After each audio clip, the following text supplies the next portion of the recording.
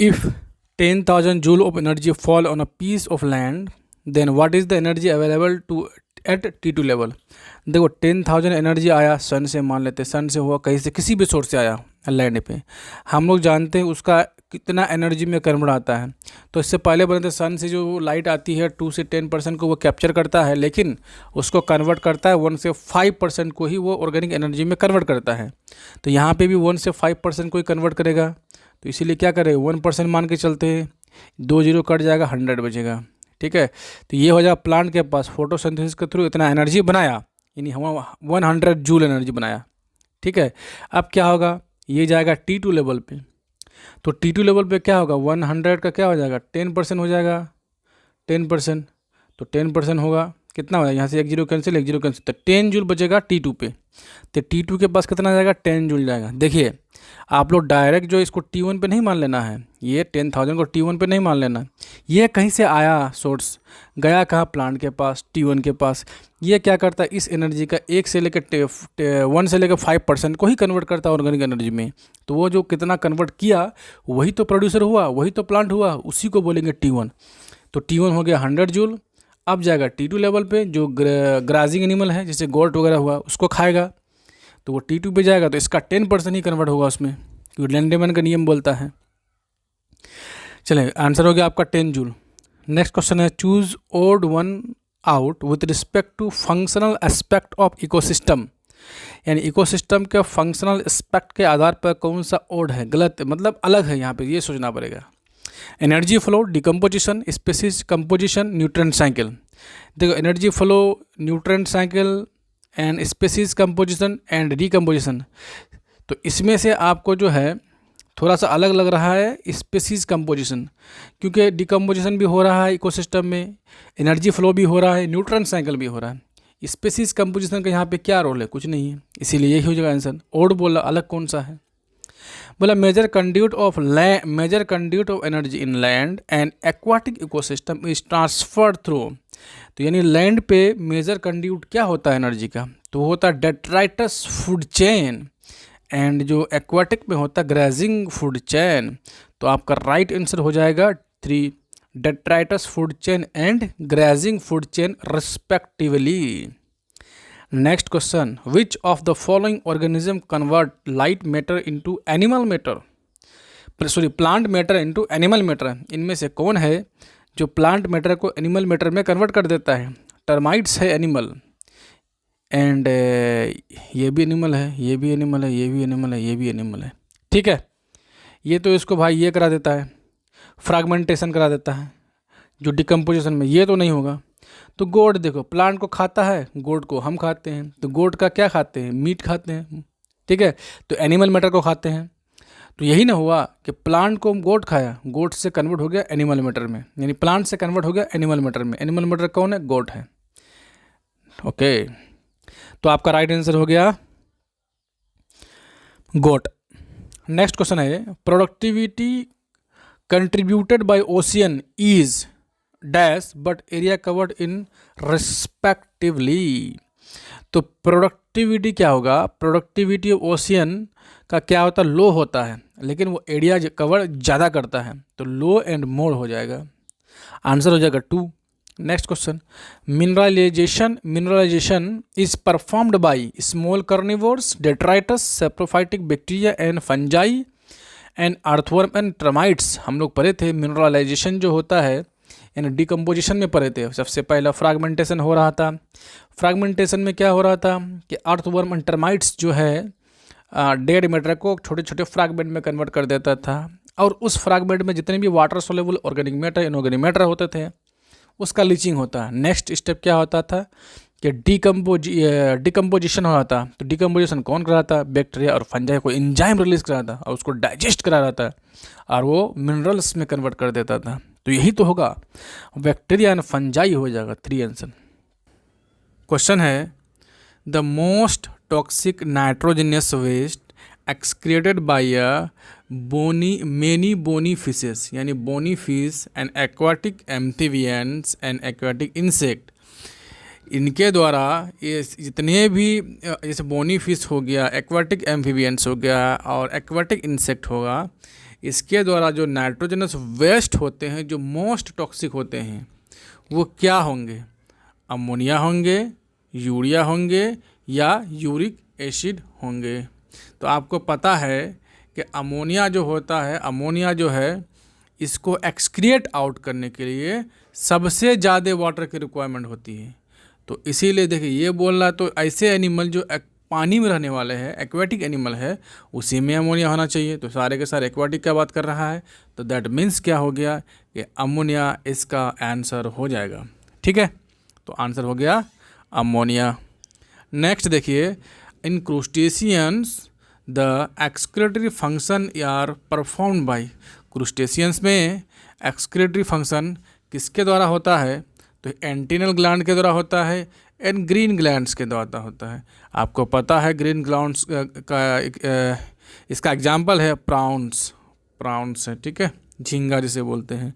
तो आपको याद कर लेना है कि जितने भी क्रूस्टेशियन है उसका एक्सक्रीटरी फंक्शन किस ऑर्गन के द्वारा होता है? तो वह एंटीनल ग्लैंड के द्वारा और ग्रीन ग्लैंड्स के द्वारा।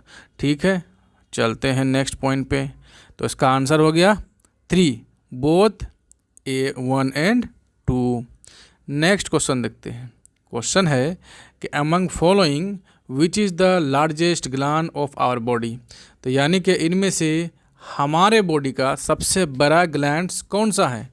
तो आपको पता है कि लीवर जो है हमारे बॉडी का सबसे लार्जेस्ट ग्लैंड है, और यह ग्लैंड जो है डाइजेस्टिव ग्लैंड है। तो हमें पता होना चाहिए कि डाइजेस्टिव ग्लैंड जो होते हैं 3 होते हैं, लीवर है एंड पेनक्रियाज हैं, और क्या है? सलाइवरी ग्लैंड्स हैं। क्या क्या? एक लीवर हो गया, पेनक्रियाज हो गया एंड सलाइवरी ग्लैंड्स हो गया। देखो गैस्ट्रिक ग्लैंड्स भी होता है, गैस्ट्रिक ग्लैंड्स भी होता है जो हमारे सिलेबस में दिया हुआ है, लेकिन वहाँ पे लिखा है कि 3 ही ग्लैंड्स होते हैं, तो हमें 3 ही अभी मानना है, लेकिन इससे ज़्यादा आंसर आता है।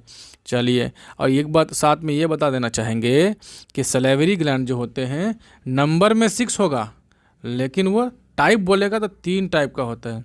क्या क्या होता है? पैरोटिड ग्लैंड, सबमैंडिबुलर या सबमैक्सिलरी जिसको बोलते हैं, एंड सबलिंगुअल ग्लैंड्स होते हैं। यानी कि पैरोटिड ग्लैंड भी 1 पेयर होते हैं, सबमैंडिबुलर ग्लैंड भी 1 पेयर होते हैं, सबलिंगुअल ग्लैंड भी 1 पेयर होती हैं। तो 3 टाइप के ग्लैंड हो गया, और तीनों जो है मतलब पेयर में है, तो 6 नंबर में हो गया सलेवरी ग्लैंड। ठीक है, आंसर हो जाएगा आपका 1। नेक्स्ट देखो, नेक्स्ट है कि माल्पीजियन बॉडी या renal corpuscle is composed of glomerulus along with. मतलब क्या हुआ? जैसे कि ये है, इसको बोलते हैं माल्पीजियन बॉडी। इसमें क्या होता है? ये है एफरेंट आर्टियोल, यह है इफरेंट आर्टियोल, ये एफरेंट आर्टियोल, यह है एफरेंट आर्टियोल, यह है इफरेंट आर्टियोल। ये क्या है? कैपिलरी, जिसको ग्लोमेरुलस बोलते हैं। क्या बोलते हैं? ग्लोमेरुलस। ये है Bowman's capsule. Glomerulus plus Bowman's capsule दोनों को मिला के बोलते हैं हम लोग माल्पीजियन बॉडी। और यहाँ पे जो आपको ये खाली जगह दिख रहा है, यानी कि जो कैविटी दिख रहा है, इसको बोमेन्स स्पेस बोलते हैं। तो बोमेन्स का 2 लेयर होता है, एक पैराइटल लेयर है और इसको बोलते हैं विसरल लेयर होता है। और विसरल लेयर में पोडोसाइड होते हैं, यहीं से तो ये होता है फिल्टर होता है, फिल्टर आके पीसीटी में चला जाता है। तो पीसीटी को नहीं, सिर्फ ग्लोमेरुलस को और बोमेन्स कैप्सूल को दोनों को मिला के बोलते हैं माल्पीजियन बॉडी या रीनल कार्पस्कल। हमें लगता है क्लियर हो रहा हो आपका, तो आंसर होगा 3। नेक्स्ट है least toxic nitrogenous waste among the following. इनमें से सबसे कम टॉक्सिक होता है यूरिक एसिड। क्या होता है? Uric acid. ठीक है, आंसर हो जाएगा यूरिक एसिड। नेक्स्ट देखो, नेक्स्ट कह रहा है the part through which arteries and vein enter और leave the kidney is called. यानी किडनी के किस पार्ट के द्वारा आर्टरी इंटर करता है और इंटर करता है, वेन बाहर निकलता है, तो उस पार्ट का नाम क्या है? तो उस पार्ट को बोलते हैं हम लोग हाइलम। क्या बोलते हैं? हाइलम। ये किडनी है, ये इसी को बोलते हैं हाइलम, जहाँ से इंटर करता है दोनों आर्टरी और वेन। ये क्या है? हाइलम है। आंसर हो जाएगा आपका 1। 7 नंबर देखिए, 7 नंबर में बोल रहा है कि पोडोसाइट अकर्स इन, पोडोसाइट कहाँ होगा भाई, तो पोडोसाइट जो होता है ग्लोमेरुलस में होता है, सॉरी ये बोमेंस कैप्सूल में होता है, वो भी बोमेंस कैप्सूल के अंदर वाले लेयर में। जैसे ये बोमेंस कैप्सूल, ये क्या है, ये है आपका बोमेंस कैप्सूल, इसको बोलते हैं पैराइटल लेयर, एक बोलते हैं इसको बोलते हैं विसरल लेयर, जो इनर है, और पैराइटल लेयर आउटर है। तो यहीं पे होते हैं छोटे छोटे पोडोसाइट सेल होते हैं, जिससे क्या होता है, फिल्टर होके बोमेंस स्पेस में आ जाता है। तो आपको बताना है कि बोमेंस कैप्सूल का इनर साइड पे क्या होता है, इनर साइड पे आपका जो है पोडोसाइट्स होंगे। नेक्स्ट, तो आंसर क्या हो जाएगा आपका 3। देखिए कितना आसान है भाई, आप भी आंसर, हमको लगता है आप जितना भी क्वेश्चन दिए हैं सारे के सारे का आंसर आप सही मारे होंगे। ठीक है, चलिए नेक्स्ट क्वेश्चन देखते हैं। क्वेश्चन नंबर 7 पे चलते हैं, 7 नहीं 8 पे चलते हैं। Loop of Henley found in, बताइए लूप ऑफ हेनले या हेनलेस लूप किस पे पाया जाता है, तो वो होता है नेफ्रॉन में। किस में होता है, नेफ्रॉन में होता है। देखिए ये है आपका बोमेंस कैप्सूल, ये है पीसीटी, ये है लूप ऑफ हेनले, ये है डिसेंडिंग, ये है असेंडिंग, ये है डीसीटी, और जाके कहाँ खुलता है, ये खुलता है कलेक्टिंग डक्ट में। इसी को बोलते हैं लूप ऑफ हेनले। यहाँ से लेके यहाँ तक जो है लूप ऑफ हेनले है, या हेनले लूप बोलते हैं। ये नीचे जा रहा है तो इसको डिसेंडिंग लूप ऑफ हेनले, ऊपर जा रहा है तो असेंडिंग लूप ऑफ हेनले बोलते हैं। जो ऊपर वाला पार्ट होता है थिक होता है, और नीचे वाला पार्ट थिन होता है। इसका भी ऊपर वाला थिक होगा, नीचे वाला पार्ट थिन होगा। यहाँ पे यू से वासा रेक्टा होता है। तो आपका देखिए कितना क्लियर हो रहा है। चलिए आंसर हो गया आपका 4, नेफ्रॉन। आपको ये भी क्वेश्चन पूछता है कि नेफ्रॉन कहाँ फाउंड होता है, कहाँ पाया जाता है, तो बोलना है किडनी में। तो नेफ्रॉन को बोलते हैं, नेफ्रॉन को structural functional unit of kidney. ठीक है, ओके।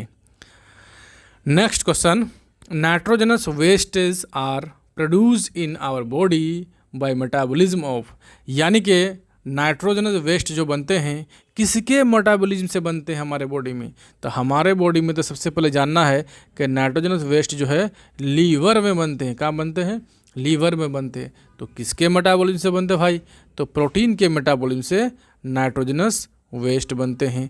कहाँ पे बनते हैं, तो ये होता है लीवर में। तो आंसर क्या हो जाएगा, आंसर 2 हो जाएगा, आंसर 2 हो जाएगा। कितना आसान है। उसके बाद है ह्यूमन बींग्स आर, तो ह्यूमन बींग जो है क्या है, यूरिकोटेलिक, एमोनोटेलिक या यूरियोटेलिक। तो ह्यूमन बींग जो होता है यूरिया एक्सक्रिएट आउट करता है, इसलिए यूरियोटेलिक बोलते हैं। तो आपका आंसर 2 हो जाएगा, यूरियोटेलिक, आंसर 2। अब ये मत समझिएगा, देखो ये थोड़ा आगे पीछे हो गया, टेंशन नहीं लेने का, इसको नीचे हो जाएगा। नंबर पे ध्यान दियो, तो नंबर पे ध्यान दो, ठीक है। तो यहाँ पे नंबर 2 है, यूरियोटेलिक आंसर हो जाएगा। ठीक है, नेक्स्ट क्वेश्चन है, uric acid is the excretory product of, यानी यूरिक एसिड जो है किसका एक्सक्रीटरी प्रोडक्ट है। तो यूरिक एसिड है आपका कॉकरोच का, किसका, कॉकरोच में भी यूरिक एसिड निकलता है, स्पैरो में भी निकलता है, एंड टेरेस्ट्रियल रेप्टाइल्स में भी यूरिक एसिड निकलता है। मेन में तो यूरिया होता है, इसीलिए ये तीनों सही हो जाए। ए बी सी सही है, डी गलत है, तो किस में है, ए बी सी। तो आंसर हो गया 3 आपका। कितना आसान है भाई, आंसर 3 हो गया। नेक्स्ट क्वेश्चन देखो, क्वेश्चन है kidney are reddish brown bean shape structure situated between. देखिए आपको यहाँ भी ये भी याद रखना है कि किडनी का शेप कैसा होता है, बीन शेप होगा। कलर कैसा होता है, रेडिश ब्राउन। ये भी क्वेश्चन आ सकता है। सिचुएटेड बिटवीन, तो कितने थोरासिक में बीच में होता है, तो ये होता है 12 thoracic and 3rd lumbar vertebra के बीच में होता है। यानी 12 थोरासिक से स्टार्ट होता है और 3rd लंबर वर्टिब्रा तक किडनी का पोजीशन है। ठीक है, आंसर याद रखिएगा। सिर्फ अगर ये पूछता कि लंबर के कितने वर्टिब्रा तक होगा, तो 1 से लेकर 3rd लंबर वर्टिब्रा तक।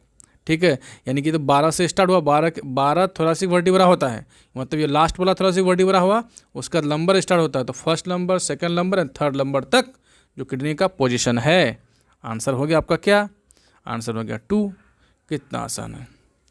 अब है यूरिन फॉर्मेशन से कुछ क्वेश्चंस हैं, उसको किया जाए। हाँ, तो देखिए बोला on an average how much urea excreted out per day by a adult human, यानी एक इंसान के द्वारा, एक मनुष्य के द्वारा पर डे कितना यूरिया को एक्सक्रिएट आउट किया जाता है। तो उसका राइट आंसर होता है 25 से 30 ग्राम। 25 से 30 ग्राम आंसर हो गया आपका 1। वेरी गुड, बहुत अच्छा, ज़बरदस्त। नेक्स्ट क्वेश्चन चलते हैं। क्वेश्चन है an adult human excrete on an average dash litre of urine per day, यानी कि एक जो एडल्ट इंसान है, मतलब ह्यूमन बीइंग है, ठीक है, वो पर डे कितना लीटर जो यूरिन बाहर निकालता है, एक्सक्रिएट आउट करता है। तो आपको पता है 1 से 1.5 लीटर यूरिन एक्सक्रिएट आउट करता है एक एडल्ट ह्यूमन पर डे। तो आंसर क्या हो गया आपका 1 से 1.5 लीटर। एनसीईआरटी का डाटा है भाई, यही आपको याद करना है, ठीक है। नेक्स्ट चलें। नेक्स्ट है all are performed in nephron except, जितने भी होते हैं नेफ्रॉन में काम हो रहे हैं किसको छोड़ के, filtration, secretion, urea synthesis, reabsorption. Urine formation के लिए 3 प्रोसेस होता है, पहला फिल्ट्रेशन, दूसरा रीएब्जॉर्प्शन, तीसरा सेक्रेशन। यूरिया का सिंथेसिस तो भाई साहब ये होता है लीवर में। तो यहाँ पे तो यही गलत हो गया भाई, तो आंसर हो जाएगा 3। क्या हो गया 3 आंसर हो गया। कितना अच्छा क्वेश्चन था भाई, कितना अच्छा क्वेश्चन है। नेक्स्ट देखो क्वेश्चन कह रहा है all are perform in a nephron except, question वही क्वेश्चन है क्या? हाँ, ये तो हो गया भाई। दूसरा देखो 16 number, which is the first step of urine formation. तो यूरिन फॉर्मेशन का सबसे पहला स्टेप होता है अल्ट्रा फिल्ट्रेशन। तो अल्ट्रा फिल्ट्रेशन होता कहाँ है? तो माल्फिजियन बॉडी में, जो यहाँ पे ग्लोमेरुलस है, इसमें क्या होता है, ब्लड फिल्टर होके फिल्ट्रेट बना लेता है, यहाँ पे फिल्टर होके फिल्ट्रेट बना लेता है। तो सबसे पहला स्टेप तो यही ना हुआ, अल्ट्रा फिल्ट्रेशन। तो कहाँ होगा? तो ग्लोमेरुलस में होगा अल्ट्रा फिल्ट्रेशन। कितना आसान है भाई, आंसर हो गया 1। नेक्स्ट देखो, what is the osmolarity of the filtrate at the hairpin bend loop Henle, loop of Henle, मतलब लूप ऑफ हैनले में फिल्ट्रेट का जो ऑस्मोलरिटी होता है वो कितना होता है? हेयर पिन कहने का मतलब पतला सा हेयर का जो पिन होता है लगाने में, बाल में लगाने वाला पिन होता है, उसके ऐसा उसका स्ट्रक्चर होता है पतला सा। तो वही बोलता है जो हेयर पिन लाइक स्ट्रक्चर है, यानी कि बैंड है, जिसका नाम है loop of Henle human being में, तो उसका जो है ऑस्मोलरिटी कितना होता है फिल्ट्रेट का? तो इसका राइट आंसर है 1200 होता है। यानी कि यहाँ पे इस टाइप से, यहाँ बैंड सेप है, ये है क्या? Loop of Henle, loop of Henle है। यहाँ पे बैंड सेप हेयर पिन लाइक स्ट्रक्चर है। यहाँ पे कितना होता है? सबसे मैक्सिमम तो यही होता है 1200 ऑस्मो पर लीटर। चलिए आंसर हो गया आपका, ठीक है। यही चीज़ अगर आपको ये पूछता, जैसे ये पीसीटी है, यहाँ से लूप ऑफ हैनले है, फिर डीसीटी है, फिर कलेक्टिंग डक्ट में है, अगर ये पूछता यहाँ पे पीसीटी के जस्ट बाद, यहाँ मतलब कॉर्टेक्स रीजन में, तो यहाँ पे 300 होता है और सबसे लास्ट में 1200 होता है, ठीक है। तो यहाँ से 300 से 400, 800, फिर आ जाएगा 900, फिर 1000, फिर 1200 होता है, ठीक है। ये से ही याद रखना है आपको। नेक्स्ट क्वेश्चन देखिए, क्वेश्चन कह रहा है, यानी कि फंक्शन ऑफ ट्यूब्यूल्स का फंक्शन से कुछ रिलेटेड क्वेश्चंस हैं, उस क्वेश्चंस को देखा जाए। बोलता nearly all of the essential nutrient and at 70 to 80% of electrolytes and water reabsorbed in, very good, very important question है। यही क्वेश्चन है, ऐसे पूछेगा कि मैक्सिमम रीअब्जॉर्प्शन कहाँ पे होता है? तो पीसीटी में। कहाँ पे? पीसीटी में। या तो क्वेश्चन ऐसे दे दिया कि nearly all the essential nutrient and 70 to 80% of electrolytes and water are reabsorbed in, तो पीसीटी। यही पूछेगा क्वेश्चन अगर मैक्सिमम रीअब्जॉर्प्शन नेफ्रॉन के किस पार्ट पे होता है, तो आपको फिर भी आंसर मानना है पीसीटी। वेरी गुड, बहुत अच्छा, 1 नंबर आंसर हो गया। नेक्स्ट देखो, नेक्स्ट है कि विच of the following components of blood is not a part of nephric filtrate. इनमें से फिल्ट्रेट का कौन सा पार्ट नहीं है। मतलब यहाँ पे ग्लोमेरुलस में जो फिल्ट्रेशन हो रहा है यहाँ पे, तो यहाँ पे जो फिल्टर आया है फिल्ट्रेट, इसमें इनमें से क्या नहीं होता है। वाटर तो होता है भाई, ग्लूकोज भी होता है, यूरिया भी होता है, तो प्लाज्मा प्रोटीन नहीं होता है। याद रखेंगे, एक्सेप्ट प्लाज्मा प्रोटीन। जो प्लाज्मा है, प्लाज्मा में जितने भी कंपोनेंट है सभी का फिल्टर आउट हो जाएगा प्लाज्मा प्रोटीन को छोड़ के। ठीक है, वहीं अगर पूछेगा ब्लड में, क्या ब्लड में किसका फिल्ट्रेशन होगा, तो blood cell and plasma protein को छोड़ के सबका फिल्ट्रेशन लगभग हो जाता है। तो आपका राइट आंसर हो जाएगा 4 नंबर। बहुत अच्छा, आप लोग क्वेश्चन बना रहे हैं, लिख रहे हैं। ठीक है, लास्ट में कमेंट्स कर दीजिएगा आपका कितना आंसर सही हुआ है।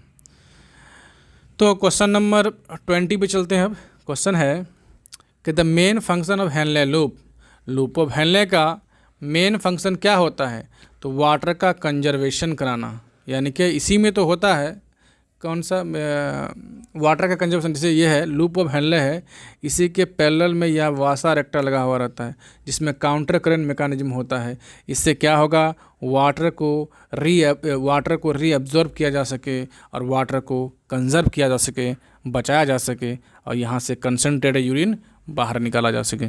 चलिए, आंसर हो गया आपका 3 नंबर। नेक्स्ट देखिए, maximum water reabsorption occurs in, यानी वाटर का मैक्सिमम रीअब्जॉर्प्शन कहाँ पे होता है। सेम चीज़ है कि मैक्सिमम तो भाई पीसीटी में ही होगा। कहाँ पे, पीसीटी में होगा। पीसीटी पता है, जैसे मान लिया ये क्या होता है, बोमेन्स कैप्सूल, ये खुलता है पीसीटी में, पीसीटी लूप ऑफ हेनले में, उसके बाद ये खुलता है डीसीटी में, और ये जाके खुलता है कलेक्टिंग डक्ट में। ये है पूरा नेफ्रॉन का पार्ट आपका। ये बोमेन्स कैप्सूल है, इसको पीसीटी बोलते हैं, इसको डीसीटी बोलते हैं, ये वाला पार्ट को, और ये है लूप ऑफ हेनले। नीचे जा रहा है डिसेंडिंग लूप ऑफ हेनले, ऊपर जा रहा है असेंडिंग लूप ऑफ हेनले, और ये जो है कलेक्टिंग डक्ट है, जबकि ये नेफ्रॉन का पार्ट नहीं है। ठीक है, तो आंसर हो गया आपका 2 number. Mechanism of concentration of filtrate, उससे क्वेश्चन दे रहे हैं कि स्ट्रक्चर ऑफ वासा रेक्टा का स्ट्रक्चर कैसा होता है। देखो, ये हेयर पिन बेंड शेप जो ये है लूप ऑफ हेनले है, इसी के पैरेलल में यू शेप वासा रेक्टा लगा हुआ रहता है। ये क्या है, वासा रेक्टा, यू शेप वासा रेक्टा। तो ये क्या, वासा रेक्टा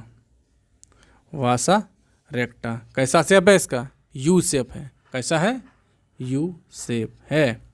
तो आंसर हो जाएगा आपका यू शेप, 2 नंबर। यहाँ भी थोड़ा नंबरिंग आगे पीछे है, उसको एडजस्ट कर लीजिएगा। ठीक है, नंबर से याद रखो बस। नेक्स्ट क्वेश्चन है, when we produce highly concentrated urine we can produce highly concentrated urine facilitated by special mechanism called। मतलब जब हाईली कंसनट्रेटेड यूरिन निकाला जाता है, यानी पीसीटी में वाटर का मैक्सिमम रिएब्जॉर्प्शन करा दिया जाता है ताकि यूरिन कंसनट्रेट हो, तो उसमें क्या बोले थे हम कि काउंटर करेंट मैकेनिज्म होता है। ये है क्या, ये है आपका सॉरी लूप ऑफ हेनले है, ये है आपका लूप ऑफ हेनले। वहाँ पीसीटी बोल देते, सॉरी गलती से बोल देते, यहाँ पे लूप ऑफ हेनले है। इसी के पैरेलल में क्या लगा हुआ रहता है, ये उसको बोलेंगे हम लोग, ये है आपका वासा रेक्टा। यहीं पे वाटर का रिएब्जॉर्प्शन होता है, इसी को बोलते हैं काउंटर करेंट मैकेनिज्म। इसमें क्या होता है कि मतलब यूरिन को कंसंट्रेट कर देता है, यानी कि वाटर को उससे निकाल लिया था फिल्ट्रेट से। तो आपका हो गया राइट आंसर, डी नंबर हो गया, यानी कि 4 नंबर हो गया। ठीक है, अगला क्वेश्चन है, glucose and amino acid in the filtrate are reabsorb by tubular epithelial cell through. तो ग्लूकोज का हो गया एंड किसका, अमाइनो एसिड का, यानी ऑस्मोसिस होता है या पैसिव ट्रांसपोर्ट होता है या बोथ होगा या सिर्फ ऑस्मोसिस होगा। तो ग्लूकोज और अमाइनो एसिड बोल दिया है, तो इसका राइट आंसर चला जाएगा 1 नंबर पे, एक्टिव ट्रांसपोर्ट होता है। ठीक, अगर वहाँ फ्रुक्टोज बोलता था फैसिलिटेटेड ट्रांसपोर्ट होता है। ठीक है, उसके बाद देखो 25 number, the cause of glomerular filtrate is, यानी ग्लोमेरुलर फिल्ट्रेशन होने का क्या कारण है? तो कारण है आपका ग्लोमेरुलर GFR होना चाहिए, वहाँ ग्लोमेरुलर फिल्ट्रेशन रेट होना चाहिए, ठीक है? नहीं, GFP ही होगा, ठीक है ठीक है। ग्लोमेरुलर फिल्ट्रेशन प्रेशर, यानी ग्लोमेरुलर फिल्ट्रेशन प्रेशर देखो क्या होता है ना, जैसे ये क्या है, ये है आपका बोमेन्स कैप्सूल, ये वाला, ये है आपका ग्लोमेरुलस, यहाँ से आएगा ब्रॉड यानी वाइडर डायमीटर वाला आर्टियोल, क्या इसको बोलते हैं, एफरेंट आर्टियोल। और यहाँ से क्या होता है कि नैरो डायमीटर वाला इफरेंट आर्टियोल से ब्लड बाहर जाता है, यानी ब्लड बाहर जाएगा। तो अब ये सोचिए कि यहाँ से आया ज़्यादा आया, इधर से कम जा रहा है, तो मतलब यहाँ पे जो ग्लोमेरुलस में ये क्या होगा, प्रेशर बढ़ेगा। जब प्रेशर बढ़ेगा तो ये जो पोडोसाइट्स है उससे फिल्ट्रेट जो है बोमेन्स कैप्सूल के बोमेन्स स्पेस में आ जाएगा, तो इसी से फिल्ट्रेशन हो जाएगा। तो मेन काउज क्या है कि यहाँ पे जो प्रेशर जनरेट हुआ है, यानी कि ग्लोमेरुलस में जो प्रेशर जनरेट हुआ है, तो मेन काउज तो वो है कि ग्लोमेरुलर फिल्ट्रेशन प्रेशर। आंसर 2 हो गया। 26 देखिए, in which segment of the nephron is reabsorption minimum, यानी नेफ्रॉन के किस सेगमेंट में सबसे कम रीअब्जॉर्प्शन होता है? तो भाई साहब ये है लूप ऑफ हेनले, इसको बोलते हैं सॉरी कहाँ गया, हाँ ये है डिसेंडिंग लूप ऑफ हेनले, ये वाला, ये है असेंडिंग लूप ऑफ हेनले। तो सबसे कम अगर रीअब्जॉर्प्शन होता है नेफ्रॉन के किस पार्ट में होता है, तो वो होता है असेंडिंग लूप ऑफ हेनले में, असेंडिंग लूप ऑफ हेनले में। आंसर 3 हो जाएगा। अब है regulation of kidney function and micturition, role of other organ in the excretion. इससे क्वेश्चन दिया गया है, देखते हैं। Which of the following is known as anti diuretic hormone.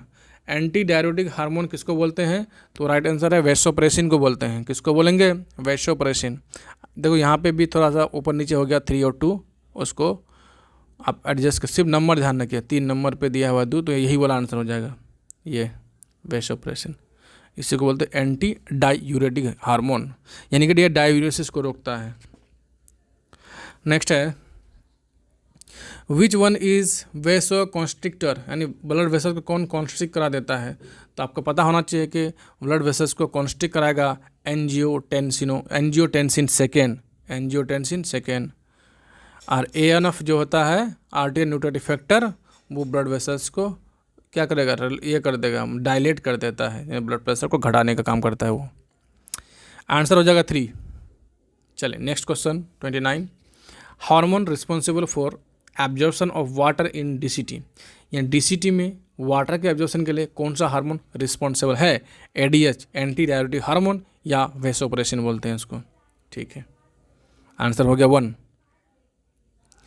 अगला है अल्डोस्टेरोन स्टिमुलेट द रीएब्जॉर्प्शन ऑफ, यानी अल्डोस्टेरोन जो है स्टिमुलेट करता है रीएब्जॉर्प्शन किसके?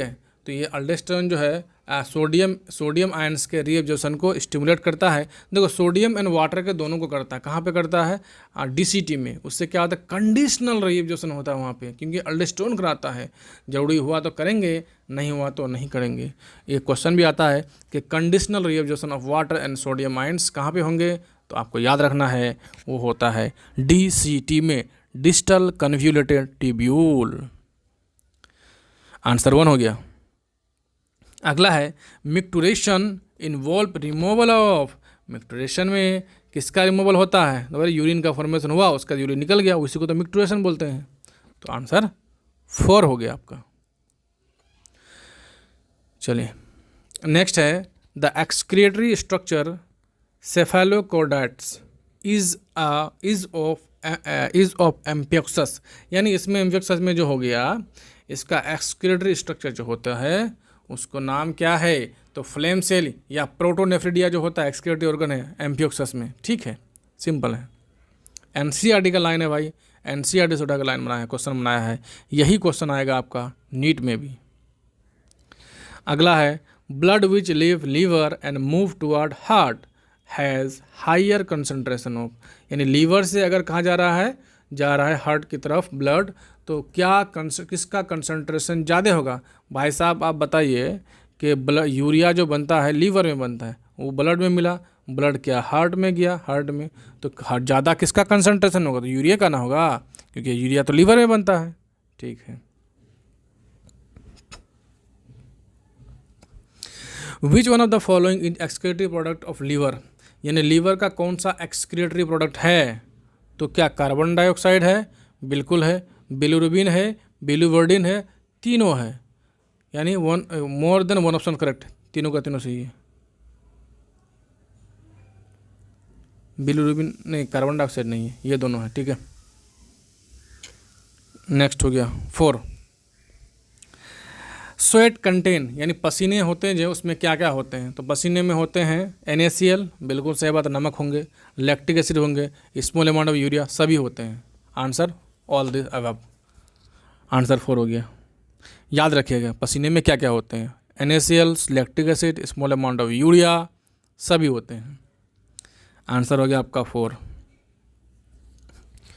नेक्स्ट है what is the amount of CO2 remove by human lungs पर मिनट, यानी पर 1 मिनट में ह्यूमन लंग्स के द्वारा कितना CO2 रिमूव होता है? तो इसका आंसर है 200 ml, यानी 200 ml CO2 पर मिनट लंग्स आउट करता है। ये भी तो एक्सक्रीशन का पार्ट है, तो आंसर हो गया 2।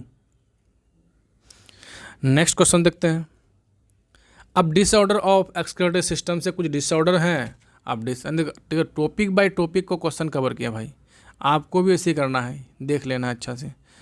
कोई भी टॉपिक नहीं जिसका हम क्वेश्चन नहीं कराए हैं। अब ये लास्ट टॉपिक बचा है excretory, disorder of excretory system, यहाँ से क्वेश्चन कैसे बनते हैं। ठीक है, क्वेश्चन है as compare to plasma all are constituent of dialysing fluid except, तो भाई साहब प्लाज्मा में जो सभी होते हैं और जो डायलाइजिंग यूनिट, डायलाइजिंग मशीन होते हैं, उसमें ब्लड को जो फिल्टर किया जाता है, तो उसमें क्या किस चीज़ की कमी रखा जाता है? तो उसमें जो रखा जाता है डायलाइजिंग फ्लूइड में यूरिया नहीं रखा जाता है। जब यूरिया नहीं रखा जाएगा तो क्या होता है, मान लो यहाँ पे मेम्ब्रेन है, यहाँ से ब्लड पास किया है, यहाँ पे यूरिया नहीं है, तो यूरिया का कंसंट्रेशन यहाँ ज़्यादा है, यूरिया कंसंट्रेशन यहाँ नहीं है, तो high concentration urea low concentration की ओर सेटल डाउन हो जाएगा। यहाँ से इम्प्योर ब्लड पास किए थे, यहाँ से फिर प्योर ब्लड पास हो जाएगा। इसी तरह से डायलिसिस होता है।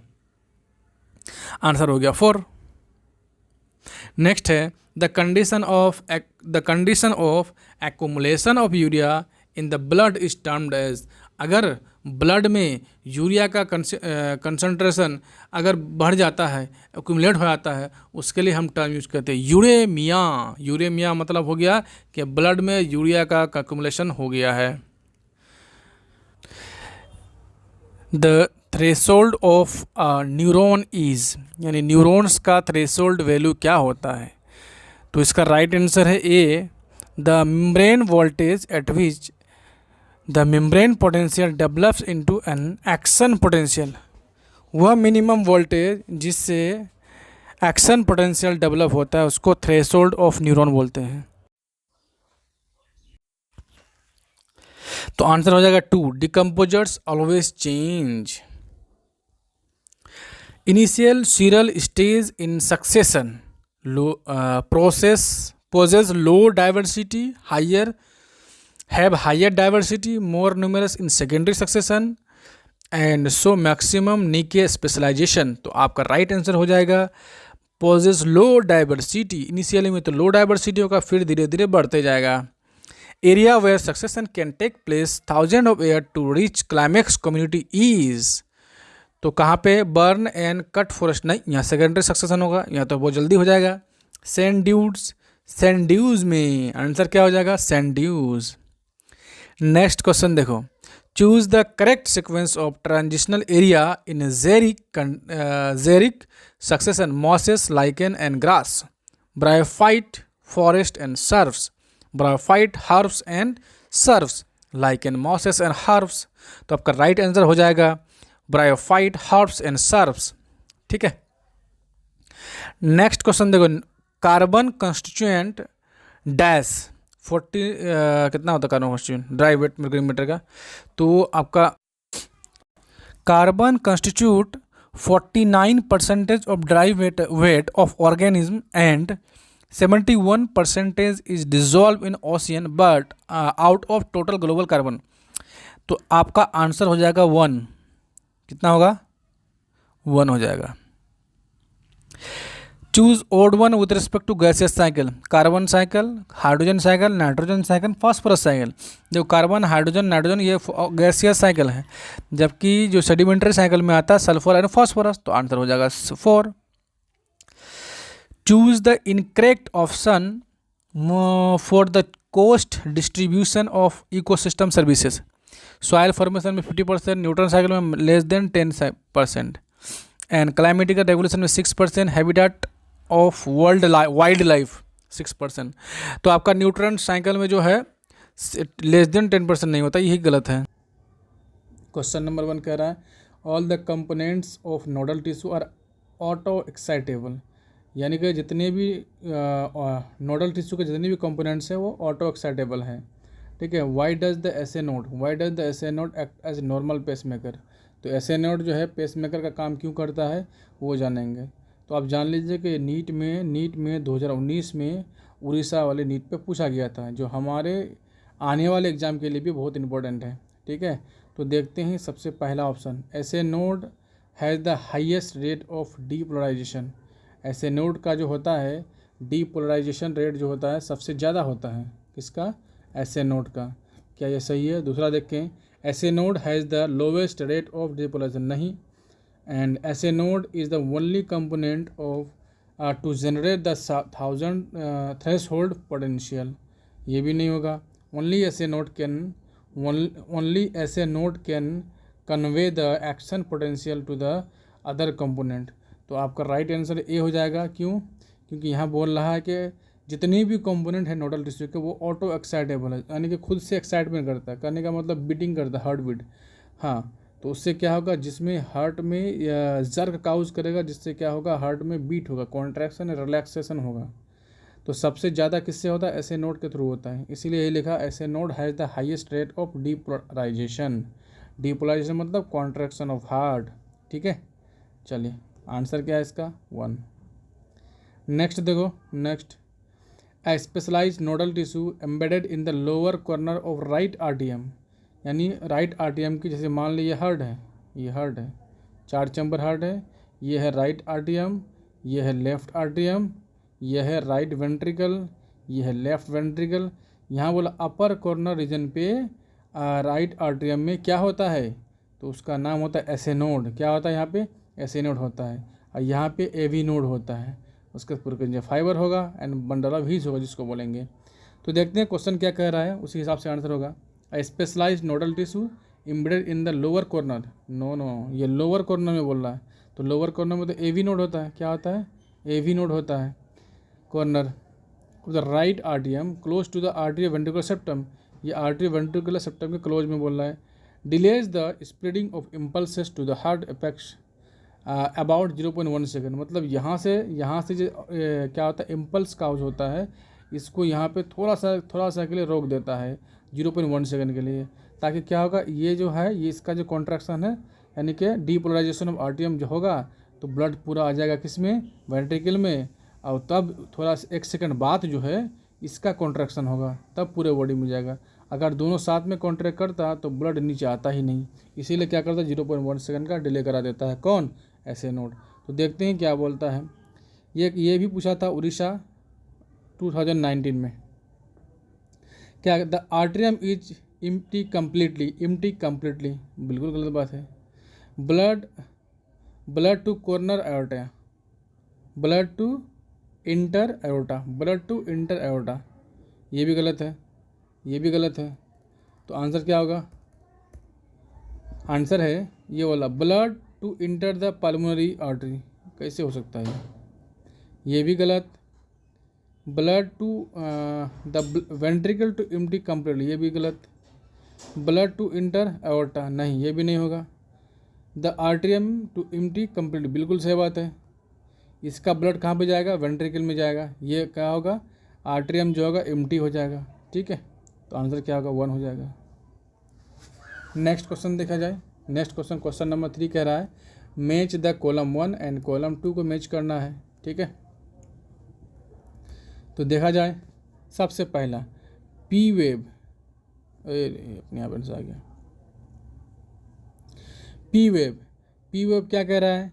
तो पी वेव है depolarisation of ventricle, depolarisation of ventricle नहीं, तो क्या होगा?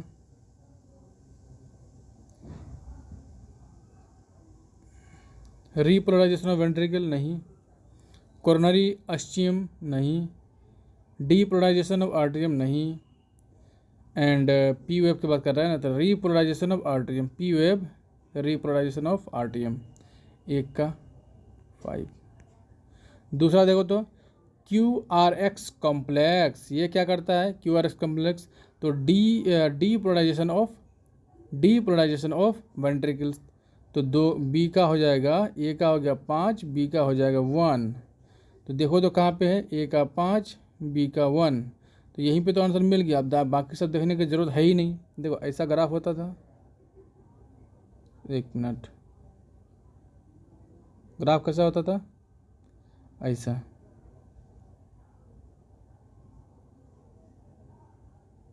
ठीक है। ये P Q R S T, ये आर्ट्रियम के लिए था, depolarisation of atrium, depolarisation of ventricle, और ये है रीपोलराइजेशन, ठीक है। तो उसी तरह से पी का क्या हो जाएगा? पी हो जाएगा रीपोलराइजेशन ऑफ आर्ट्रियम, ठीक है।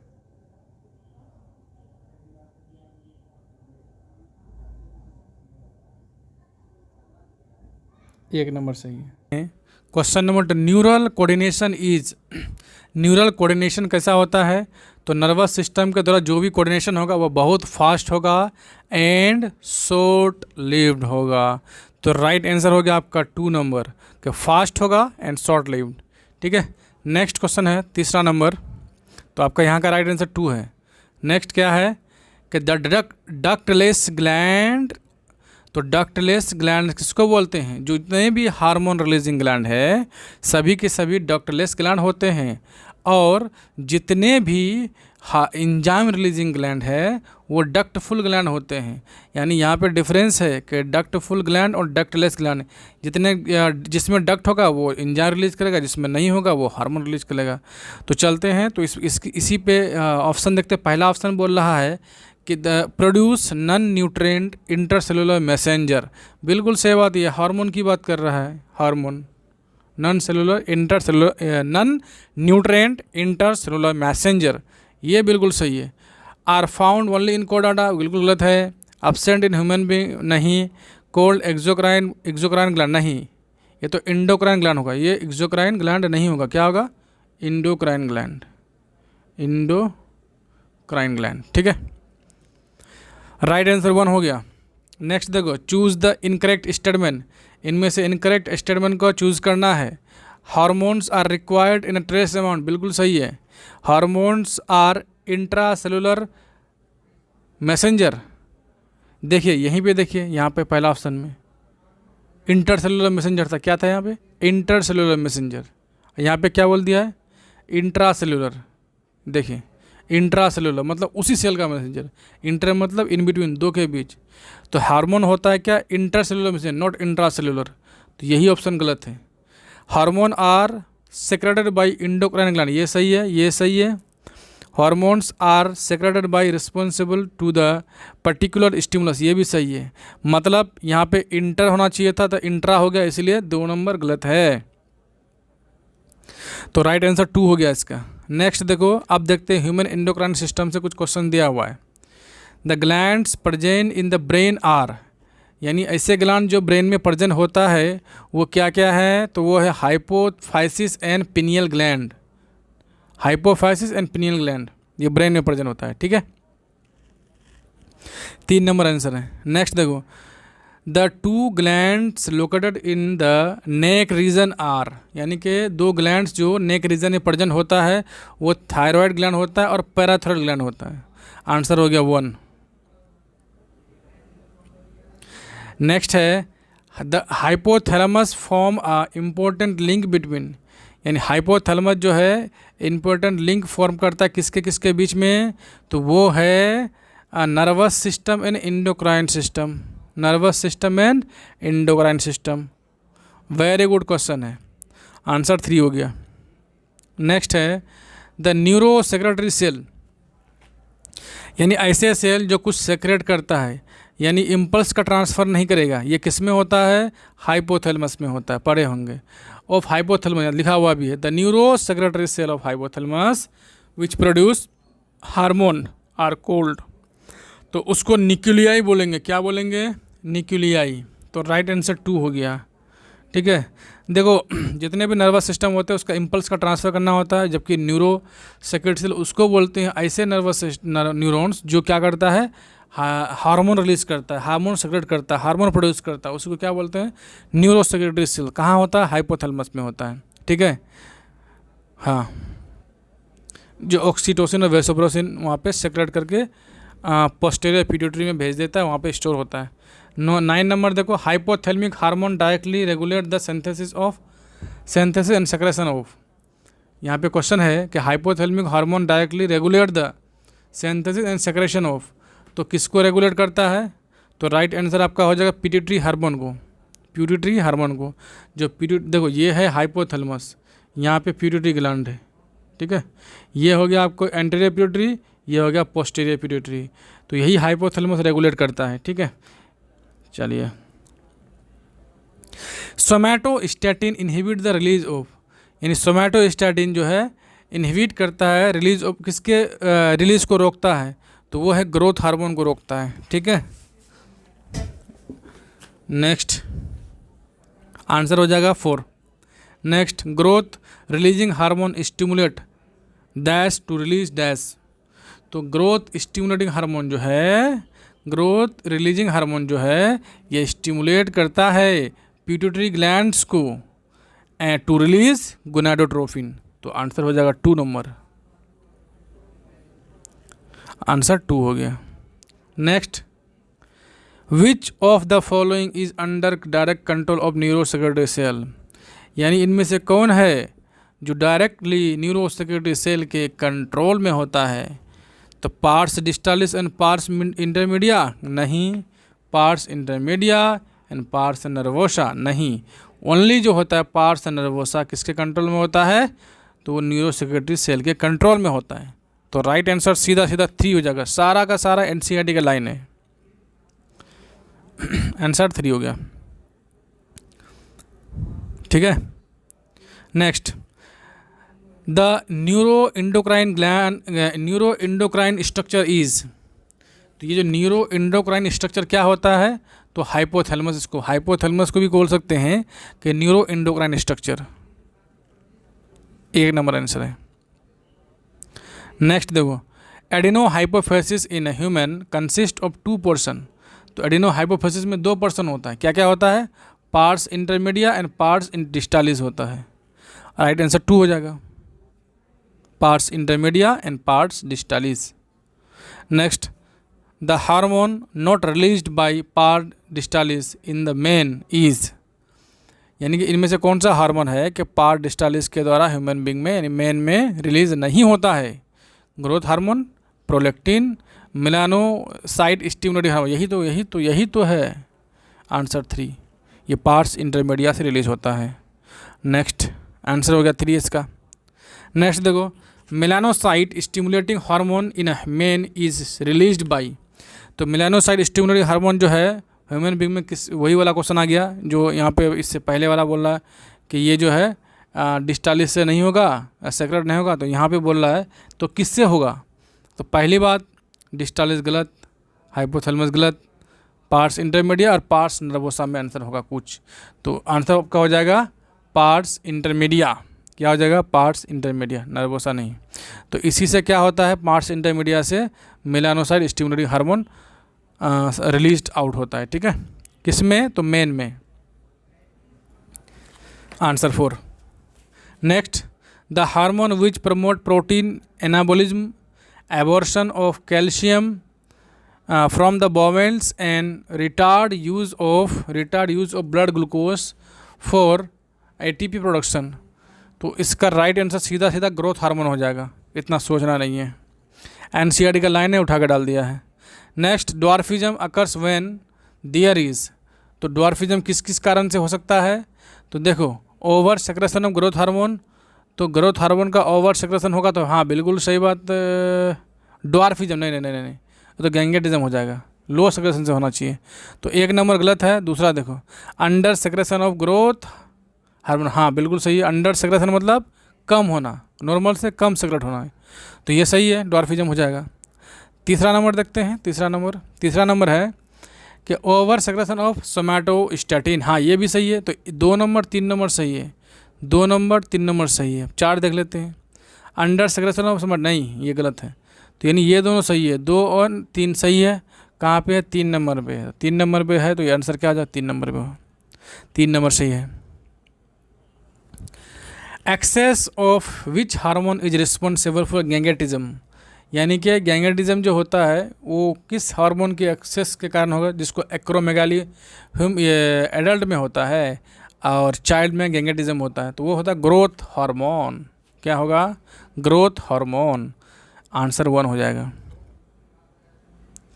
नेक्स्ट, प्रोलैक्टिन एक्टिवेट्स, तो प्रोलैक्टिन किसको एक्टिवेट कर रहा है ये जानना है हमें, ठीक है।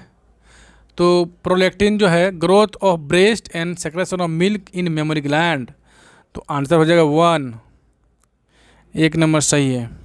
Next, ACTH adrenocorticotropic hormone control the secretion of, ACTH किसके सेक्रेशन को कंट्रोल करता है? तो ग्लूकोकोर्टिकॉइड्स, आंसर हो गया glucocorticoids. Next, if X is a hormone which control the carbohydrate metabolism in the body and Y is the hormone which control the secretion of X, then X and Y are, हाँ question तो बड़ा important है। यहाँ बोल रहा है कि X कोई हार्मोन है जो कंट्रोल करता है कार्बोहाइड्रेट के मेटाबॉलिज्म का, तो हमें जानना है कार्बोहाइड्रेट मेटाबॉलिज्म को कौन कंट्रोल करता है, तो वो हार्मोन होता है ग्लूकोकोर्टिकॉइड्स। अब लिखा इन द बॉडी, ठीक है, and Y is hormone control the secretion of X, और इसका यानी ग्लूकोकोर्टिकॉइड का सेक्रेशन को कौन कंट्रोल करता है? तो एसीटीएच एडिनोकोर्टिकोट्रोपिक हार्मोन, तो आंसर रिस्पेक्टिवली यही दिया है, तो आंसर हो जाएगा 2 नंबर, सॉरी 3 नंबर।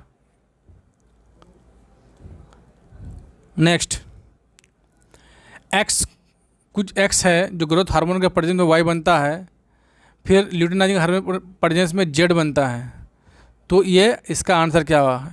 मतलब एक्स क्या है? हाइपोथैलेमस है, क्योंकि उससे क्या निकलता है? गोनाडोट्रोपिक रिलीजन हार्मोन निकलता है, और किसको? पिट्यूटरी ग्लैंड को टारगेट करता है। पिट्यूटरी ग्लैंड से क्या निकलता है? एलएच निकलता है, और टेस्टिस और ओवरी को टारगेट करता है।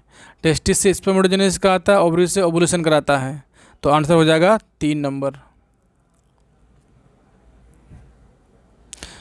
Next, in females LH stimulate, यानी फीमेल के केस में एलएच क्या स्टिमुलेट करता है? तो कॉर्पस लुटियम को, in the ovary and secret progesterone respectively, बिल्कुल सही बात है। आंसर क्या आ जाएगा?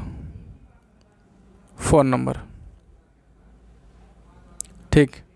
Next, Graafian follicle get converted into dash, तो ग्राफियन फॉलिकल किस में कन्वर्ट हो जाता है? तो कॉर्पस लुटियम में, after ovulation under the effect of, तो ओवुलेशन किससे होता है? तो ल्यूटिनाइजिंग हार्मोन ओवुलेशन कराता है, आंसर हो जाएगा 2, ठीक। अगला क्वेश्चन देखो, which of the following is incorrect with respect to neurohypophysis, neurohypophysis के रिस्पेक्ट में कौन सा इनकरेक्ट है? ठीक है, तो neurohypophysis is also called pars nervosa, सही बात है। It is synthesis 2 hormone oxytocin and vasopressin, बिल्कुल गलत बात है भाई, ये तो हाइपोथैलेमस से सेक्रेशन होता है इसका, सॉरी सिंथेसिस होता है, लेकिन ये जमा कहाँ पे रहता है? पोस्टीरियर पिट्यूटरी ग्लैंड पे, तो ये ऑप्शन हमको गलत लग रहा है। तीसरा देखो, it receive neuro hormones directly from the neuro secretory cell, बिल्कुल सही बात है। तीसरा नंबर भी सही, पहला भी सही, दूसरा गलत है। चौथा देख लेते हैं, it comprises 25% portion of pituitary gland, बिल्कुल सही है, आंसर 2 हो जाएगा। एंड क्वेश्चन देखते हैं 27 क्वेश्चन देखा जाए। पी कोई पार्ट है is a small round reddish structure located in the dorsal side of brain, forebrain. तो फोर ब्रेन के डोर्सल साइड में क्या लोकेटेड रहता है, तो वो होता है pineal gland. It contain stock and release hormone cue which control the diurnal rhythm. तो डायूरेनल रिदम को कौन कंट्रोल करता है, तो मेलाटोनिन यानी कि स्लीप वेक साइकिल को कंट्रोल करता है। तो पी एन क्यू क्या हो जाएगा, तो पिनियल ग्लैंड एंड मेलाटोनिन हो जाएगा। कितना आसान क्वेश्चन है, एनसीईआरटी का लाइन उठा कर दे दिया है। आंसर 3 हो गया है। अगला देखो, a hormone which maintain BMR basal metabolic rate regulate the metabolism of protein and erythropoiesis is. तो बसेल मेटाबॉलिक रेट को मेंटेन करता है और रेगुलेट करता है मेटाबॉलिज्म ऑफ प्रोटीन को एंड इरिथ्रोपोएसिस को। तो वो राइट आंसर इसका क्या हो जाएगा, वो होता है हार्मोन थायरोक्सिन। क्या होता है, थायरोक्सिन। आप भी साथ में बनाएंगे, आई थिंक बना ही रहे होंगे आप। आपका कितना सही है कमेंट बॉक्स में डाल दीजिएगा। अगला क्वेश्चन है, क्रिएटिनिज्म कैन बी प्रिवेंटेड और क्योर्ड बाय एडमिनिस्ट्रेशन ऑफ। तो किसके एडमिनिस्ट्रेशन से ये क्रिएटिनिज्म कंट्रोल किया जाता है, प्रिवेंट किया जाता है, तो वो था थाइमोसिन। आंसर हो गया 4। अगला देखेंगे, a gland X is present over the surface of another gland Y. हाँ बिल्कुल, बात तो एकदम डेंजर है। ये क्वेश्चन आसान है लेकिन डेंजर लग रहा है। बोल रहा है कि कोई एक्स ग्लैंड है जो वाई के सरफेस से प्रेजेंट है। तो वाई के सरफेस पे क्या हो सकता है आप देखते हैं। And later secrete the hormone that control the metabolism of protein, fat, carbohydrate, X and Y. Parathyroid gland जो होता है, पैराथायरॉइड जो ग्लैंड होता है वो कहाँ होता है, तो थायराइड ग्लैंड के ऊपर होता है। और ये क्या करता है कि मेटाबॉलिज्म में प्रोटीन, फैट एंड कार्बोहाइड्रेट को कंट्रोल करता है, हार्मोन रिलीज करता है। आंसर सही है, बिल्कुल सही है। ए नंबर सही है, 1 नंबर।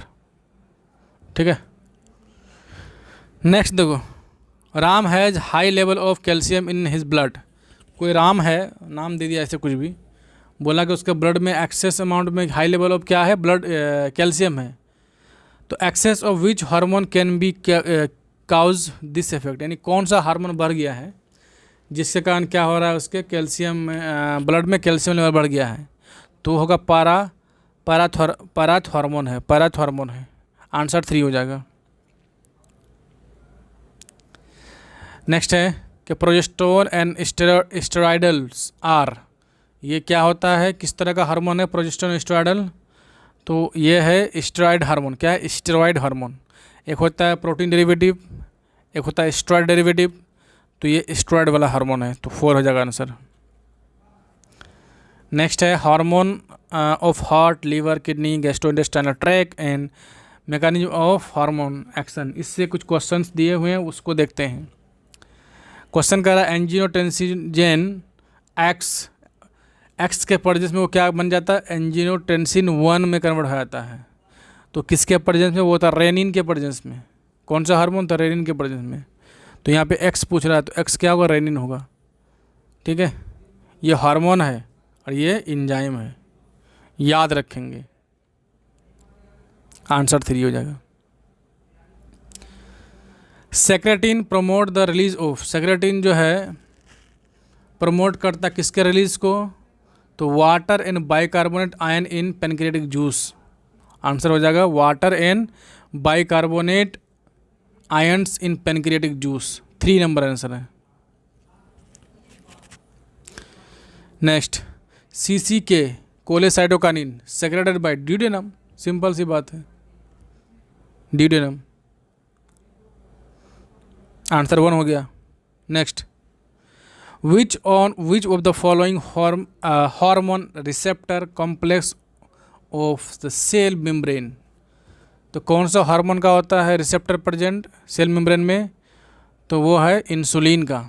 ठीक है, question, which part of the brain has centre for controlling the respiration, यानी कि रिस्पायरेशन को कंट्रोल करने के लिए ब्रेन का किस पार्ट, ब्रेन का किस पार्ट भाग लेता है, या फिर बोलेगा कि रिस्पायरेशन के साथ साथ कार्डियोवैस्कुलर, रिफ्लेक्शन, गैस्ट्रिक सेक्रेशन, यानी तीनों फंक्शन किसका है, ब्रेन का कौन से पार्ट का है।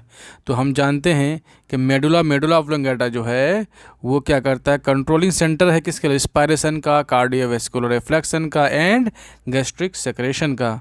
तो राइट आंसर हो जाएगा 3। नेक्स्ट क्वेश्चन देखते हैं, क्वेश्चन नंबर 2। अब मेज़र, उससे पहले हाँ ये बता देना चाहेंगे, यह जो क्वेश्चन है पेज नंबर एनसीईआरटी के पेज नंबर 321 से लिया गया है, और यह पेज नंबर पे जाके आप देखिए और उस लाइन को टिक करिए। अब नेक्स्ट क्वेश्चन देखो, क्वेश्चन नंबर 2 है, a major coordinating centre for sensory and motor signal that is wrapped by the cerebrum. यानी कहने का मतलब है कि मेजर कोऑर्डिनेटिंग सेंटर क्या है, सेंसरी और मोटर के लिए, जो क्या रहता है, सेरिब्रम से घिरा रहता है। तो उसका राइट आंसर होता है थैलेमस। क्या है वो, थैलेमस जो होता है। ठीक है, नेक्स्ट क्वेश्चन देखो, ये भी पेज नंबर 321 से ही लिया गया है, यहाँ पे देख लीजिए। नेक्स्ट है, यहाँ पे मैच द कॉलम वाला आंसर है, उसी हिसाब से आपको आंसर ढूंढना है। ठीक है, देखिए सबसे पहला है कि बाइपोलर न्यूरॉन। तो बाइपोलर न्यूरॉन किस में होता है, तो रेटिना ऑफ आई, एनसीईआरटी का लाइन है। रेटिना ऑफ आई में क्या होता है, बाइपोलर न्यूरॉन होता है। And myelinated sheath, myelinated sheath किस में होता है, तो स्वान सेल होगा तो माइलिन शीथ बनाएगा। एंड मल्टीपोलर न्यूरॉन, तो मल्टीपोलर न्यूरॉन किस में होगा, तो सेरिब्रल कॉर्टेक्स में होता है क्या, मल्टीपोलर न्यूरॉन। तो बाकी हो गया अनमाइलिनेटेड न्यूरॉन होता ऑटोनोमिक नर्वस सिस्टम। तो ऐसे ही हो जाएगा। तो सबसे पहला है 1 का 3, 1 का 3 इसमें है, 1 का इसमें नहीं है 3, इसमें भी नहीं है 3, इसमें भी नहीं है 3। आपको अगर एक ही आंसर याद रहता तो आंसर सीधा 1-2 मार्क के निकल जाते हैं, बाकी सब चेक करने का ज़रूरत ही नहीं पड़ता है। फिर भी हम ये क्वेश्चंस को डील करा रहे हैं तो बता देना चाहेंगे कि पहला का हो गया 3, दूसरा का 1 हो गया, और ये तीसरा सी का 2 है एंड डी का 4 है। आंसर हो गया 2। नेक्स्ट क्वेश्चन देखो कि depolarisation of neural membrane is cause due to. तो ये भी क्वेश्चन जो है पेज नंबर 318 से लिया गया है एनसीईआरटी का। देखिए जो नया वाला एनसीईआरटी आएगा और पुराना वाला एनसीईआरटी आएगा, एक पेज नंबर का आगे पीछे रहता है। आप जो है उसको मैनेज कर लीजिएगा, उस लाइन को देख लीजिएगा। मेरा मतलब ये है कि उस लाइन को समझना है कौन कौन से लाइन से क्वेश्चंस आते हैं। मेरा देने का मतलब ये है। ठीक है, तो देखिए डीपोलराइजेशन के केस में क्या होता है कि न्यूरल मेम्ब्रेन जो होगा, rapid influx of sodium ions, यानी सोडियम आयंस का रैपिडली इन्फ्लक्स होगा। मतलब जब यहाँ पे जैसे ये है, ये क्या है, हाँ यहाँ से क्या होगा, यहाँ पे सोडियम चैनल होता है, सोडियम चैनल ओपन हो जाता है और क्या करेगा, एक्स्ट्रा सेलुलर फ्लूइड से सोडियम अंदर जाएगा, तो इसका पोलरिटी रिवर्स जाएगा। अंदर नेगेटिव होना चाहिए था, अब पॉजिटिव हो जाएगा और बाहर नेगेटिव हो जाएगा। तो यही तो होता है डीपोलराइजेशन में। ठीक है, इससे इम्पल्स ट्रांसफ़र होता है। तो हमें मुझसे मतलब नहीं था, हम ये सिर्फ जानना था डीपोलराइजेशन के केस में न्यूरल मेम्ब्रेन क्या करता है, तो रैपिड इन्फ्लक्स करता है किसका, सोडियम आयंस का। आंसर हो गया 1। नेक्स्ट क्वेश्चन देखो, ये भी पेज नंबर 319 से लिया गया है। बोला chemical snaps is form by. तो केमिकल स्नैप्स किससे बनता है, तो ओनली सिनेप्टिक क्लेफ्ट, नहीं गलत बात है। Only pre synaptic membrane, synaptic knob, नहीं। उसमें क्या हो जाएगा, देखो ये होता है क्या, प्री सिनेप्टिक मेम्ब्रेन, ये होता है पोस्ट सिनेप्टिक मेम्ब्रेन। तो pre synaptic membrane synaptic knob बोला जाता है। प्री सिनेप्टिक मेम्ब्रेन जो है और पोस्ट सिनेप्टिक मेम्ब्रेन है, दोनों के बीच में जो गैप होता है उसको सिनेप्टिक क्लेफ्ट बोला जाता है, और तीनों मिला के स्नैप्स बोला जाता है। तो कहाँ पे है आंसर, देखो pre synaptic membrane, synaptic cleft and post synaptic membrane, मतलब आंसर हो जाएगा 4। कितना आसान है क्वेश्चन। नेक्स्ट देखो, क्वेश्चन नंबर 6 है कि part A, B, C and D of a human eye are shown in the diagram। Diagram में देखो A क्या है, B क्या है, C क्या है, D क्या है। Choose the option which provide the correct identification of this alphabet. तो आप आंसर चूज करने बोल रहा है। ये भी पेज नंबर 323 से लिया गया है और वहाँ पे फिगर दिया हुआ, उस फिगर को अच्छा से देख लीजिएगा। उसी फिगर से आपका क्वेश्चंस आया है, आगे भी आने की संभावनाएं है। तो ए क्या होता है? ए है आइरिस। ए क्या है? आइरिस है, ठीक है, एन आइरिस है। और बी क्या है? बी है सिलियरी बॉडी। बी है क्या? Ciliary body. ए आइरिस हो गया, बी सिलियरी बॉडी हो गया, एंड सी देखो, सी जो सबसे बाहर है तो स्क्लेरा हो गया। अब बीच वाला लेयर क्या होता है? कोरोइड। और सबसे अंदर क्या होता है? रेटिना। तो आपका राइट आंसर क्या हो जाएगा? 2। राइट आंसर 2 हो जाएगा, ठीक है। नेक्स्ट क्वेश्चन देखते हैं। Choose the membrane from the option given below which separates scala vestibuli, scala media and scala tympani. यानी scala media and scala tympani के बीच में कौन सा मेम्ब्रेन होता है? तो ये होता है बेजिलर मेम्ब्रेन। क्या होता है? बेजिलर मेम्ब्रेन होता है, ठीक है। आंसर हो गया आपका 3। आंसर 3 हो गया। और स्केला वेस्टिबुलाई और स्केला मीडिया के बीच क्या रहेगा? स्केला वेस्टिबुला स्केला मीडिया के बीच रहता है रेजिनस मेम्ब्रेन, ठीक है। यहाँ स्केला टेम्पेनी और मीडिया के बीच में बोला है ना, तो बेजिलर मेम्ब्रेन। यहीं पे टेम्पेनी की जगह वेस्टिबुले होता है तो क्या हो जाता है? रेजिनस मेम्ब्रेन हो जाता है। और टेक्टोरियल मेम्ब्रेन जो होता है, जैसे कि बेजिलर मेम्ब्रेन है, इसमें हेयर लाइक आउटग्रोथ होता है, इसके ऊपर होता है टेक्टोरियल मेम्ब्रेन, ठीक है। ये किस बेजिलर मेम्ब्रेन के ही ऊपर होता है। नेक्स्ट देखो 8 number. Which of the following statement is incorrect with respect to knee jerk reflection. यानी कि नी जर्क रिफ्लेक्शन के रिगार्डिंग कौन सा स्टेटमेंट इनकरेक्ट है, गलत है? तो पहला देखो, पहला क्या कर रहा है कि single synapse with inter neuron between afferent and efferent pathway. नहीं, गलत बात है। होगा तो एफरेंट या एफरेंट के पाथवे बीच में होगा, सिंगल में नहीं बोलते, सिंगल स्नैप्स में नहीं होगा ये। नेक्स्ट देखो, snaps form without inter neurons between sensory and motor pathway. बिल्कुल सही बात है, ये तो सही होता है, ये सही है। And snaps stimulate the contraction of quadricep muscles, ये भी सही है। Muscles spindle work on the receptor in this monosynaptic reflection, ये भी सही है। तो आंसर मतलब जो है ए नंबर गलत है, तो हमें गलत ही चूज करना था, इनकरेक्ट। तो आंसर हो जाएगा ए नंबर, यानी 1 नंबर आंसर हो गया। नेक्स्ट देखो, above the row of hair cell in cochlea in thin elastic membrane called, यानी कौन से मेम्ब्रेन के ऊपर structural hair like substances, hair like outgrowth होता है जिसके ऊपर टेक्टोरियल मेम्ब्रेन। तो आपका राइट आंसर होता है टेक्टोरियल मेम्ब्रेन। क्या है? Tectorial membrane. ये किसके ऊपर होता है? तो बेजिलर मेम्ब्रेन है, हेयर लाइक आउटग्रोथ है, यहाँ पे टेक्टोरियल मेम्ब्रेन है, यही पूछ रहा है। आंसर क्या हो जाएगा? 1। नेक्स्ट देखो, choroid layer form ciliary body in the A. तो ए मतलब एंटेरियर या पोस्टीरियर, बोल रहा है portion of eye and thin over B portion of eye बोल। तो यानी कि कौन सा पोस्टीरियर होगा, कौन सा एंटेरियर होगा? तो आपका राइट आंसर है एंटेरियर में होता है क्या? Ciliary body. और पोस्टीरियर जो 1/3 पार्ट होता है वो पोस्टीरियर में होगा आई बॉल। तो राइट आंसर हो गया 1। यह भी पेज नंबर 323 से लिया गया है। हर एक पेज नंबर को मेंशन कर दिया गया, आपका काम है उस पेज नंबर पे जाके टिक करना और याद करना। नेक्स्ट क्वेश्चन देखो, क्वेश्चन है equal stimulation of all 3 types of cone will result in sensation of किसका? तो वाइट लाइट का, जिसमें ग्रीन ब्लू एंड रेड की बात कर रहा है। ये किस में होगा? पेज नंबर 322 से भी 324 से लिया गया है, आपको उससे याद कर लेना है। आंसर इसका 2 हो गया, वाइट लाइट, ठीक है। नेक्स्ट है 12 number. Select the incorrectly matched pair with respect to structure of ear and its functional feature की बात करें, ये भी पेज नंबर 322-25 से लिया गया है। Incorrectly match pair pick choose करने बोल रहा है, तो आंसर क्या हो जाएगा? पहले देखो, cochlea maintain the hearing organ of inner ear, बिल्कुल सही बात है।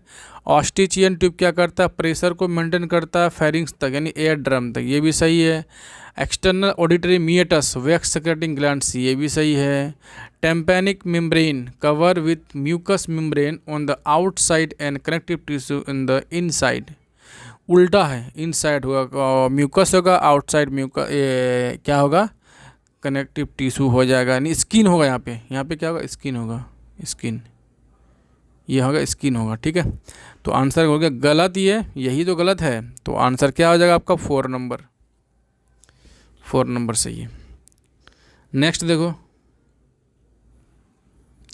The I receive retinal blood vessels at the, यानी आई जो रेटिनल ब्लड वेसल्स को रिसीव कर रहा है, यानी ऑप्टिक नर्व को किस जोन पे? तो वो होता है ब्लाइंड स्पॉट की जोन में। कौन सा? ब्लाइंड स्पॉट में। जैसे ये मान लेते हैं आई है, आईबॉल है, यहाँ पे क्या होता है? यहाँ पे यहाँ से ब्लड वेसल्स आ रहा है एंड ऑप्टिक नर्व आ रहा है, इस जोन को बोलते हैं ब्लाइंड स्पॉट। क्या बोलते हैं? ब्लाइंड स्पॉट, ठीक है। यहाँ पे ये क्या है? ये लेंस होता है, इस टाइप से सिलियरी बॉडी लगा हुआ रहता है, अरे आइरिस लगा हुआ रहता है, ठीक है, इस टाइप से रहता है।